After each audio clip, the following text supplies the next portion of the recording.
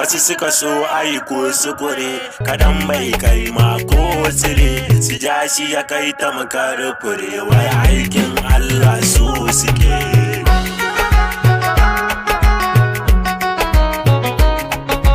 wasu kuma suke ko sokuran dan ɗaukaka wai so kure a dinga faɗar su gari gari Allah kana musu so kure